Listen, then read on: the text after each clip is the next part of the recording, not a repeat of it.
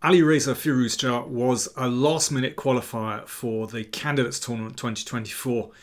He gained his spot through having the highest rating of those who hadn't already qualified. I'm going to show you one of the crucial games that gained Alireza his place in the candidates, and this was his game against Kamsky from the Rouen Open. More about that in a second. Previously, and controversially, Alireza had organised several mini matches in his hometown of Chartres to raise his rating above that of Wesley So. But he drew one of the games, so that ended in failure. And besides, it's not clear that FIDE would have actually rated those matches. However, he seized his chance to play in the Rouen Open at the end of December, and he was rewarded with success. So Firouzja is 20 years old. He's been around for years. He was a child prodigy. He was born and bred in Iran. He won the Iranian Championship at the age of 12, became a Grandmaster at 14. He has won numerous tournaments. In 2019, he left his home country of Iran and took up residence in France because of the Iranian Federation's policy, long-standing policy of not allowing their players to compete against Israelis. And Firouzja actually became a French citizen in 2021. Alireza is not shy when it comes to attacking. He loves to attack. He has an incredible instinct. I mean, some of his games are just wild and beautiful. But of course, when you're playing at the top levels, then that desire to attack often has to be tempered with caution. Nevertheless, that's his sort of base instinct, which makes him a very, very interesting player. Now, he qualified, coming back to this tournament in Rouen, by succeeding in this open tournament in Rouen when he failed in his bid to qualify through playing these mini matches. And the game we're going to look at is his round 6 game against Kamsky. So up to that point, Firouzja had 5 out of 5. He's playing against Kamsky, now 49 years old, incredibly experienced, a former candidate, still a formidable player, and, as he once memorably described himself, a famous fucking legend. So this game was never going to be easy. Firouzja playing white, open with e4, as he generally likes to do, and Sicilian, and the Rossolimo variation. It's very reliable, often very dangerous opening, because white develops very, very quickly, and black, you can see, hasn't even started bringing his king to safety. This is the problem when you play with black, and you have to be really switched on. And as many of you will know, in my chessable course, I recommended knight f6 against bishop b5, which starts the process of development on the king side, and I think it's a very reliable move. It's one of the main lines. Other main moves are e6, as we're about to see, also g6, and d6 is also possible as well. I mean, there are other moves, but you have to be very switched on when you're playing with black because you're behind in development. Kamsky played e6. And there are lots of ways to meet this. Castles is pretty standard way to play against this, and sometimes you play for c3 and d4. Sometimes you break with d4 very quickly. But Firouzja exchanged on c6, and this strategically, this is very, very complex because black has to be really careful about advancing this d-pawn because it can leave certainly the pawn on c5 very weak indeed. Sometimes the pawn on c6 as well. d3, knight e7. Yeah, there's a problem with development. Normally, of course, one would wish to play the knight to f6, but then that's going to be pushed, and that pawn on e5, well, that can be a problem for black because it starts the process of isolating this pawn on c5, and we're going to see that in this game as well. Knight e7, so the knight wants to spring out to g6. But you can see it's a slightly convoluted method of development for black, and I think it's very hard to judge this one with black. Queen e2, this is a semi-waiting move actually. It's not committing this e-pawn yet, and perhaps prepares queenside castling. So it's a dangerous move. And there are lots of ways for black to play this. d6, queen c7 have been seen recently, but knight g6 is kind of the standard way of playing, you could say. But white gets some very interesting attacking possibilities with h4, and that's what Firouzja played. Of course, we would like to push the knight and perhaps advance to h6 to break up black's kingside, so therefore h5. But in playing h5, it means that this square is just slightly weakened. So now e5. Now, when white plays e5, the standard method of dealing with this pawn is to play f6. And that's exactly what happened. If you play d6 here, then you can see that after that exchange, black has doubled isolated pawns. And in particular, that pawn on c5 can be very weak, as we're going to see in the game actually. But this is one of the main strategic ideas, to isolate those c-pawns. So that's why f6 is played, which strategically, you know, if the queens were off the board here, then I would say black is doing very nicely because you've got this mass of centre pawns. But it means that black's king's a little bit insecure after f6. So knight d2, good, you need to develop. And why to d2 and not c3? Well, very often this knight lands on c4. That's a crucial square in these lines. Sometimes to e4, but very often c4. Looking at d6, but also e5 as well, and blockading that c-pawn. So you can see that if black exchanges on e5, look what's happened to the g5 square. And this is a consequence of these moves h4, h5, that the g5 square is weak, and one of these pieces could easily end up landing on g5, and g6 is also weak. So that's the problem with this line. So d6 played by Kamsky, and strategically this is really what white wants. So you exchange on d6, and the knight comes to c4, beautiful blockading square. Be very nice to grab that bishop, so the bishop drop back, and bishop e3. So positionally, this is looking really nice for white.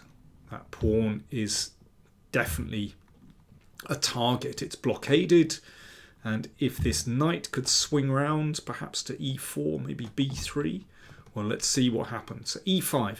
So this is the kind of compensation that black has, that at least you claim some control in the centre, and this bishop can come out somewhere. But actually, it's looking really nice for white. Knight d2 is a good move. As I mentioned, the knight might spring to e4 or b3 to attack this sickly c5 pawn. But also you can see that this diagonal has opened up.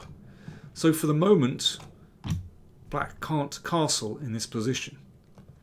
And that's why Kamsky played bishop g4, which induces f3.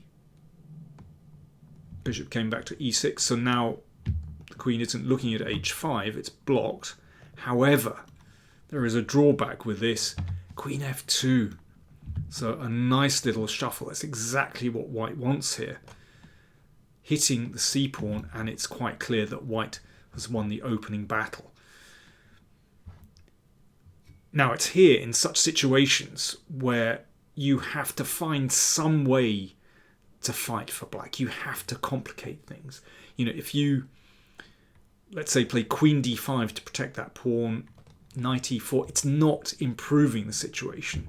you know, in a couple of moves, white can take that pawn, conquer the c5 square, and is strategically winning. And you're just a pawn up for nothing with a great position. But Kamsky understands that. And so he looked to complicate. He played f5. Bishop takes c5 and bishop takes h4. So he hasn't lost a pawn yet. However, this is still very risky for black because it's opened up the h-file. So, well, it's not possible to castle anyway. But still, you know, it's nice to have that rook on h1. The king is still in the middle. And knight d6 check actually displaces the king. So the king is drifting in the middle of the board, although at the moment black has reasonable control in the centre, but it's pretty fluid. Castle's queenside, well, this is really attractive for white. So white's king looks very safe. Once he gets to b1, of course it's in the line of the bishop on g5 for the moment, but it's only one step away from very nice security there. So queen a5 from Kamsky. He's scrambling around to find some play here. Threatening this. So a3 and rook b8. Now white has to be very careful here. Of course, it would be really nice to step away from this pin. You need to use that knight. But let's just have a look at what happens after king b1. This plays into into black's hands here. So, for example, bishop takes and rook b2 check is possible. Here, king c1, bishop a2, threatening mate. King d1, the king has to run. And, well, what's the material? Roughly even. Maybe black is one up. Anyway, all bets are off in this position. It's a completely random position. Okay, what do we play here? Okay, you have a little think. I'll have a slurp of tea. You have a little think. I think, you know, this kind of complex situation is absolutely Firouzja's forte. Plays these kind of positions so well, and he found, I think, a very attractive way for white to play. Okay, cheers, folks.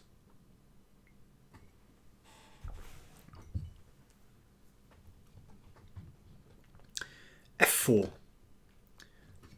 Opening up the position. So let's see how this works. So that really has to be taken. And now he retreats the knight from d6, attacking the queen.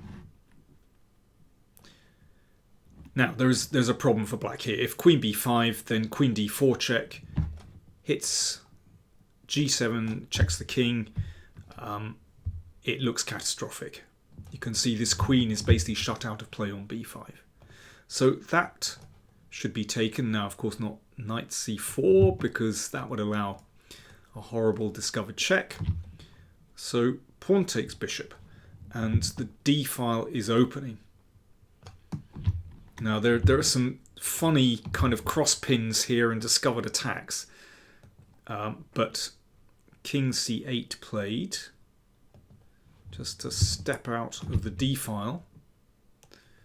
Firouzja exchanged on f4 and simply put his king on b1. So after that little transaction, Firouzja has found a safe spot for his king. There's no chance that these sacrifices, of course, aren't going to work now. I mean, particularly with the rook split and this bishop, the light square bishop gone. Let's kind of take stock of this position, because it still seems pretty random. You know, why did Firouzja give up that pawn? You know, what's he got for it here? Well, first of all, let's compare the position of the kings. White's king is completely safe. Black's king is staggering around, blocks the rooks, splits the rooks. And let's look at the rest of the position as well. So there are so many loose pieces, and I think Firouzja must have just thought instinctively this is fantastic for white, and his intuition was absolutely correct. So let's just look at what's wrong with black's position exactly. I've mentioned the poor place of the king. It's no real pawn cover. The rooks are split, no good communication. The queen is out of play. But more than that, look at the loose pieces in the position. Bishop on g5, unprotected.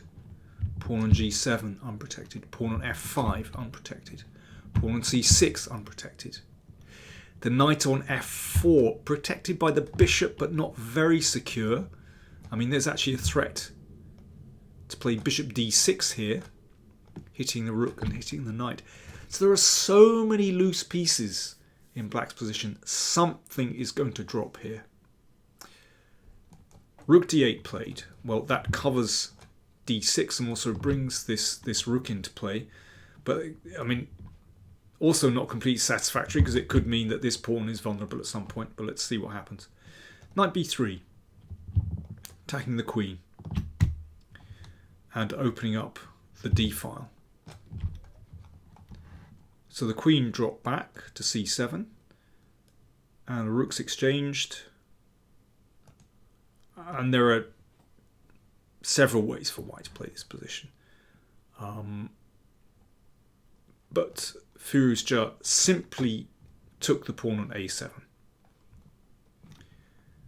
Just gaining a tempo. I mean, it could be that this bishop is going to come back to e3. It could mean that the queen might enter the game on c5. But black's position just looks so ragged here. So Kamsky decided to just give up that rook for the knight. Just to get a little bit of activity. A check and then knight e2. But the king is still completely secure on a2. And this is... it's just got to be winning. Yes, Kamsky is trying to get some kind of check in here, but watch how Firouzja deals with this. Queen g2. Loose pieces. There we go. Bishop on g5. Pawn on c6. And that is just a deadly double attack. Kamsky played knight c1 check. Okay, you've got to give back the exchange, but white has broken through. And just, again, check out white's king position compared with black's. King t8. Right, still got to finish things off. You know, if you give black respite in this position, then, for example, this pawn could charge down the board. So how do you finish things off here? What's the most unpleasant move that black could face here? White to play. What would you do here? White to play. Because Firouzja's technique was absolutely spot on. He managed to maintain the initiative here. This is really important. Are you ready? Queen e6. It's a great move. Okay, why is this so good? Well, first of all, you threaten mate in 1. That's a pretty good start. But more than that, you prevent the king running across towards those pawns, which could secure the pawns, and then it starts to get a little complicated. And it's just impossible for black to hold everything together because there's an attack on the king, but also these pawns are now vulnerable. So, for example, if king c7, check, queen comes back, queen f8, threatening a deadly check here, and it's impossible for black to hold this position together. You can't defend against the mate and protect those pawns. After queen e6, Kamsky played queen d7. There was a check. Well, it's a very similar variation, actually. So if Let's see, king e7, you can just take on g7, and this one is going to drop shortly. This is interesting. What happens on queen e8? Well, you could take on g7. But watch this, there's something even better. Check, queen d5, and just push the a pawn. In this position, the queen is completely dominant. Can't be dislodged from d5. The king is completely safe, and that a pawn is just running down the board, and black has absolutely no defense here. The queen has to stick around to defend against, you know, various checkmating ideas. Okay, so queen g8. In fact, the game ended very quickly. King c7 and queen b8. That was the final move of the game, because if king c6, queen b6 is mate. I think that's a fantastic illustration of how Firouzja just fights for the initiative, you know, has such a great instinct for the attack, and what makes life very difficult for your opponent. He makes it look easy, but to play a game like that is really not simple, particularly when it looks, you know, it's actually so complicated, but he controlled those complications incredibly well. So that was the 6th round in this Rouen Open, and he won the 7th game, 7 out of 7, and that just raised his rating above Wesley So's rating, and that was how he qualified. So lots going on the channel. We've got Tata Steel starting first round on Saturday. On Friday, I'm doing a live broadcast. Do join me. I'll put the link in the video description and at the top of the comments as well. Live broadcast. I'm interviewing Davorin Kuliasevich about his new book on Ding Liren, Ding Liren's best games. Of course, Ding will be playing in the Tata Steel Masters, so that's going to be fascinating. So a timely interview and looking at some games of Ding Liren. So that's Friday. That's 4 p.m. UK time. Do check that out. Do join me. You can ask lots of questions. Do join the chat. That's coming up. If you're interested in one of my courses for Chessable, then they're on sale at the moment for about another 24 hours. New Year's sale. Do check those out. Anti-Sicilians, Kalashnikov, how good is your chess? Und auf Deutsch auch. Also Anti-Sizilianer für Schwarz auf Deutsch. Das ist auch eine Möglichkeit. So there we go. Hope you enjoyed that. More candidates previews coming soon. But first we've got the Tata Steel Masters. Thanks for watching.